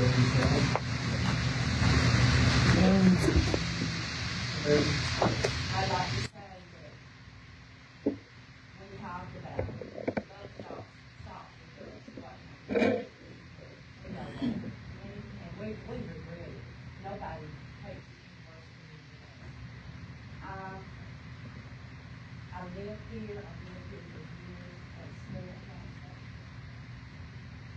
I had home here.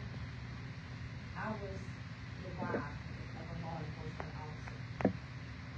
My whole married life. My son was a prison. And nobody dislikes dishonesty in our law enforcement any more than I do. But unfortunately, some of you have done the same thing that we've been accused of overlooking. These people that have worked here in the city hall have been beat up over this. They didn't know what was going on any more than we did. Unlike Jenny, what I've heard here tonight, I'm repulsive. It should never happen. Our city, when the indictments was handed down, the way it was done should not have been done the way it was. These men have been indicted, granted that, but those men were gone. They were gone. That tells me that there was a process of trying to clean things up.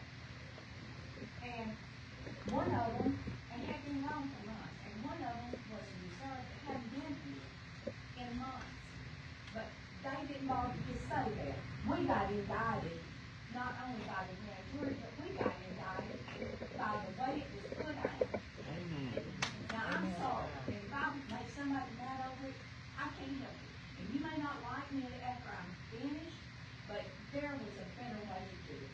We deserve better as citizens. And our people have tried to do a good job. They are doing the best they know.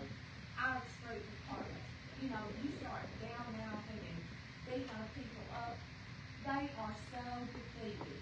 Our police officers have quit because they felt like their backs were covered by us. Because we didn't speak out against the way it was presented. And I'm upset about that. I've been told we've done the best we can do. The bad ones are gone. We know the issue. We know it now. And all I can say is this. I am 100%, and I can tell you something more. If you talk to Matt Gentry, if he is truthful, he will tell you if he's had issues in his own department. Oh, sure. Okay? If you talk to Kenny Colville,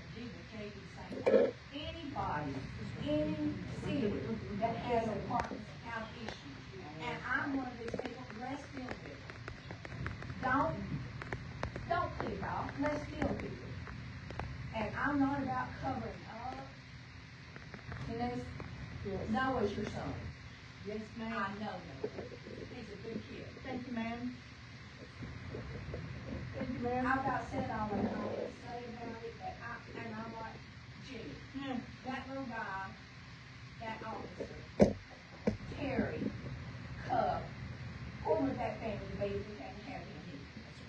Think about it. It would be your grandchildren. That's what we've got to think about as a council. It's not just about us, it's about all of you. And I'm passionate about trying to get our department back. I think we deserve a good police department. And I'm passionate about doing the right thing for this city. And the grand jury saying that we need it, the remark about they knew better, they don't know our city. They don't know what our needs are. If they don't live here, they don't know what our needs are. And I am passionate about us doing the right thing for people. Not just us, but I'm passionate about doing the right thing. Because that's what when I ran for this position, it was the hope that I could be a part of setting our city for getting to work. And we're getting ridiculous. Homes being built here, we're gonna have near 100 to be built this year, here in the city limits. We got Tractor Supply, we got all this. I mean, come on, people. If I was building, I would want to look at a place that's got a good community. That's what we're trying to do. I've been torn about the whole thing because I've seen what our people have been put through, our city. And I love this town, that's mine too. And I'll tell you, our police officers are not here for the money. The money's not that great. Got me? Being on this council, the money's not that great.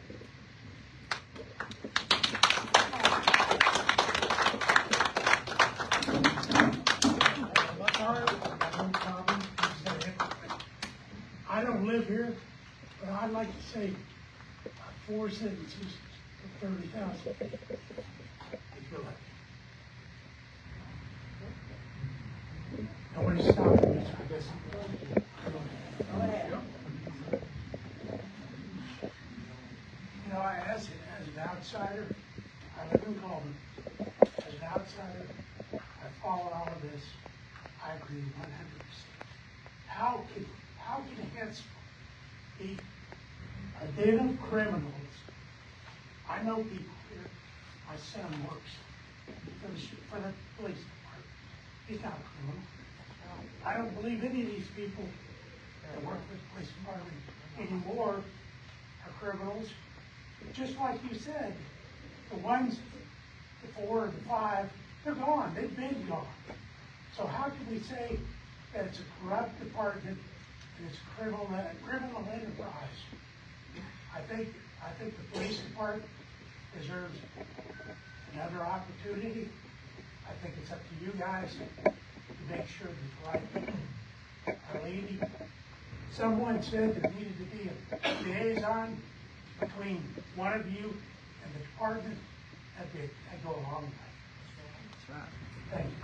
May I say something, please? I believe in second chance. Now it's out. It's all out now. It's all out in the press. It's all in the open. Hanceville needs a second chance to start over. I love my little town. I love my department. I love this place. But this isn't all. I got 3 boys. They targeted all 3 of my boys. It wasn't just the one. Okay, you're right. It wasn't just one. I do have 3 good boys. These right over here. These creatures over here. Rusty. They know. I got 3 good boys. I got no story. This ain't wrong. This ain't wrong. Katie, I appreciate what you just said. Locksmith said, stood up here and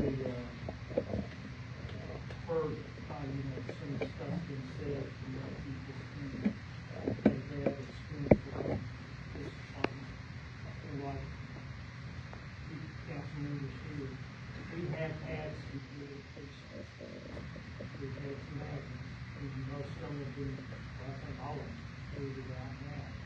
But we've got good people that's in City Hall, and the dispatchers, and everything, Michelle does a lot for, you know, keep kids night out. It hurts to hear, especially when sort out I'm in the right now to cry, but nobody knows what happened. And the main thing that we have to look at, I think, reading and then hearing y'all speak and then, you know, from the city council people, we all would like to have our own police department. I think it's part of the pride of the city and the community, and also building trust with the citizens. That's one of the things, like when we do have police night out or fish around, we like the police need to be around and, you know, circulate with the citizens as get to know them. There's a lot of stuff that needs to be done. We've talked about if we move forward and you starting up the police department, some of us will be involved in the hiring process and going through that. It's been a big job on the past. The mayor has had that sole responsibility. But I think sometimes it's maybe a little bit too much. It may be best to have a couple people on that interview and then see what, you know, besides the research about the people that we hire. I hope you do, you know, from what most of y'all have, I've gathered and expressed, y'all would like to have that. I agree with the response side. You're not going to get it with the enforcement from the outside. The sheriff's department's good, but the billings come down. It's not like that, you know, people here in town. So there's a lot of stuff we've got to discuss and look through the whole process and see about restarting it. And, you know, we've got a mess on the jail, so we've got issues with that we have to go through. It's going to take some time. And we have to see some, you know, bear with us and reviewing all of that. And, you know, and what we'll have to do, we'll have to just go in and have another special meeting. And, you know, if there's anything else that needs to be brought up, you know, to hear from our citizens. And then, you know, so we can take it in and evaluate everything, you know, from the jail, you know, to we've lost some policemen that we're going to be excellent policemen. They get hurt also. So, you know, prayers for, you know, for all our citizens, and I hope y'all pray for us that, you know, God leads us and making, you know, the right decisions to move this city forward, and also building pride back in this city. This is nice with the city. I'm not from the this one. I moved here about 8 years ago. And we like being here. It's a nice little city, and it's growing and it's growing.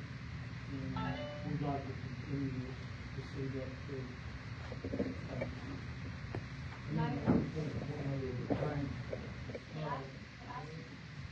People are saying that we're not transparent enough and we're not open enough to the public.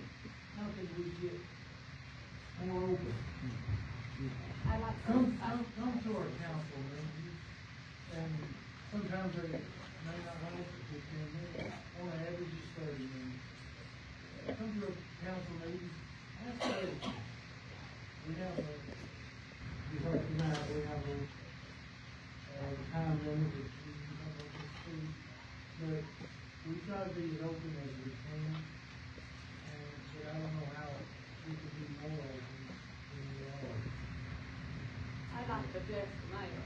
I talked to you in the morning, all these arrests coming down, which I didn't know this was coming down, but what we're talking about interviews. And it's not just Jimmy's place to interview, it's all of y'all's place. The way we interview, we have a public thing, just like y'all are all set up there.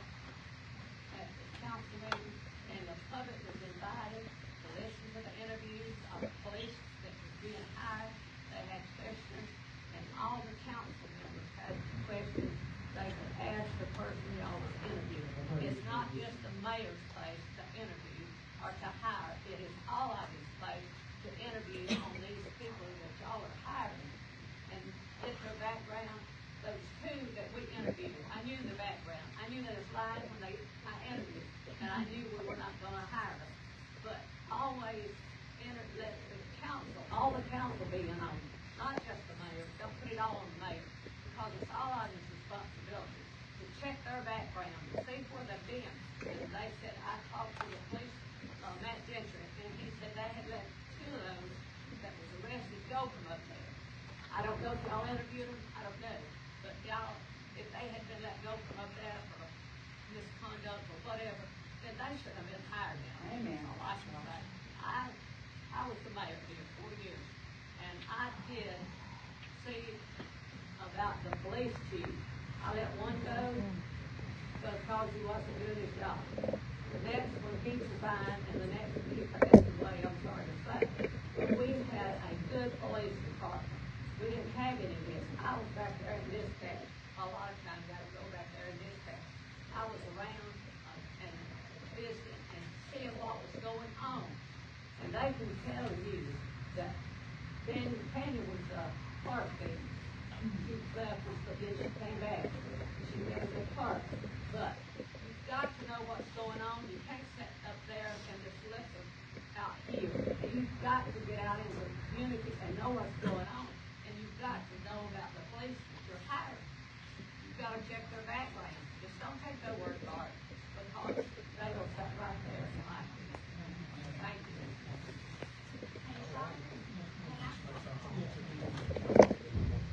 We weren't going to have employees speak. We're only going to have people that live in the city limits or that have businesses in the city limits or have businesses in the police jurisdiction speak. But we have had a few employees come and speak tonight, and as most of you know, I'm Tammy Wilcox, the city clerk. Been here 20 years. We've been through a lot of things. But I guess it's time, since we're going to be transparent, we've all had to keep quiet. Still keeping quiet. And there's a lot that is still not known. And there's a lot that's still being investigated. We can't do it all. We have requested, and the council has done everything that they can to request that the correct and right authorities come in and do and help. Help was requested 5 months before the dispatch supervisor died. And we were promised and told that help was coming. And it did not. And then we had a death, wherein our own police department and police force at that time did everything they possibly could to keep us from getting any information. The police chief, Josh Howell, back in April and 4 of 2024, threatened me on 3 occasions. Police Deputy Chief Adam Hatter threatened me on several occasions. I have had my life threatened over what went on at this police department. I knew them for many years and was completely fooled for a while and thought that they were good people, did a good job, until I knew they were breaking the law. And I said, no, this is not right, and I'm not going to do this. At that point, I became the most hated woman and city employee in Hanceville. I have had groups of people, employees that are still employed with the city police department, that got together as a group. And these meetings have been overheard, and these statements have come forward. Heard to do something to me. Allegations put out there by the people that turned Mayor Kenneth Nell into the Ethics Commission to go to his family and tell them it was me.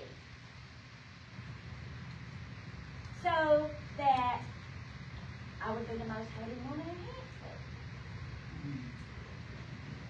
Hanceville. All these things put on Facebook about me, all of them are untrue. Every accusation in Adam Hatter's lawsuit is not true. I realize things are being put out ahead of time about me in the police department to get people to hate me. The only reason is they wanted to get rid of me because they knew I would not let them get away with the things that they would do. And I brought it to light. And there are many more things. If the proper authorities don't bring it to light, I'm going to. There's a whole lot that I would like to say, but I'm not prepared. I will have a book, and it will have every detail in it. And you all know that I'm a pretty detailed person, and I've got it written down dates and times. And I'm tired of the lying. I'm tired of people coming in and portraying that they're honest and that they want the best for this city when I know that they don't. I am not against the police department, and that is for the citizens here of Hanceville and the business owners to decide.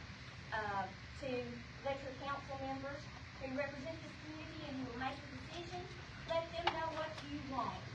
But I understand being here, been through turnover after turnover after I can't tell you how many police chiefs have been through, how many court clerks we've been through since I've been here. And it's hard to get a person with integrity, wisdom, and knowledge, experience to carry on the operations that Hanceville has tried so hard to carry on. I mean, we've tried. And I say we, I've worked here for a long time. The council, they make decisions. I try to carry out what they decide to do. And we have tried and tried and have time and time again. The best, not only they could, I could. And it takes more than that. It takes more than that to get a person in here that has the ability to take someone's livelihood away, to incarcerate someone, to take someone's property away and lock it up. It takes a lot of that. It takes a lot of know-how and understanding to be able to vet that person. You don't want somebody coming in here that doesn't have any experience. It's hard to find an honest person with integrity nowadays, that has education and everything that would be required to do that job. Well, and that's the problem, hiring the right person. Like I said, I was fooled for many years by many officers here. And I thank the council for I appreciate them. And I've enjoyed my job here. Appreciate you. But I want the community and everybody to know it's very complicated there's so much to it. And they're trying, to do the best they can to make the right decision for Hanceville. And I appreciate them for that. And I appreciate all of you coming because it shows that you do care about our community and you care about what happens here. And I would love to anybody has accusation against me here that would like to say it instead of just saying it on Facebook, I'm welcoming it right now. Like I'm an open book. If you've got something to say about me, or that I've done, or that you have, I'd be glad to, go through it right now with you. I just want to say one thing. We're talking about Hal, Long, and Duncan. They all need to be found and prosecuted. Yes. They are snakes and they are fixing other people. That's right. And our Hanceville Day, I know they're here somewhere. I know that paper has put a lot of stuff in there that's not accurate and true. And don't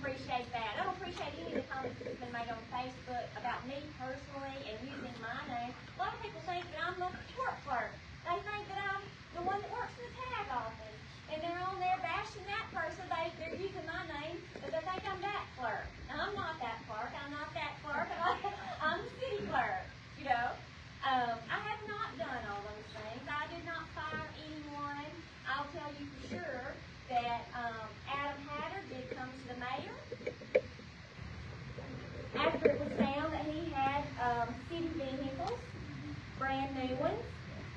He, had one parked in his bed in his garage, brand new, and he was driving a brand new police vehicle also at the time.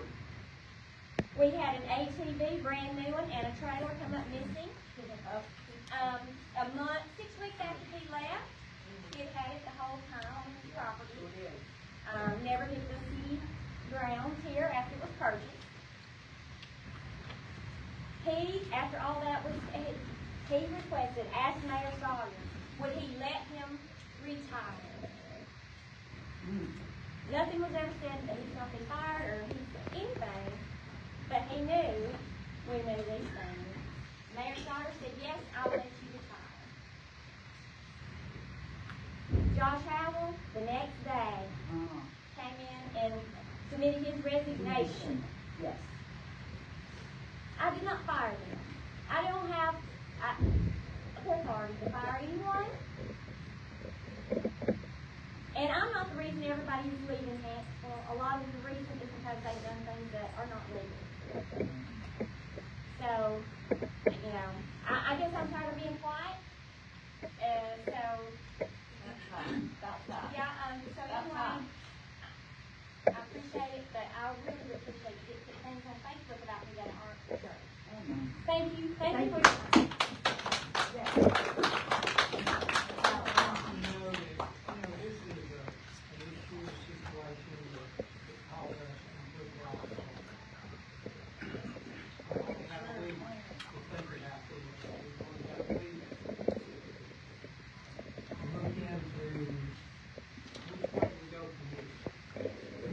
I hope that all of you realize that the mayor and council is the number one priority for us is your safety and the safety of your family and the protection of your home.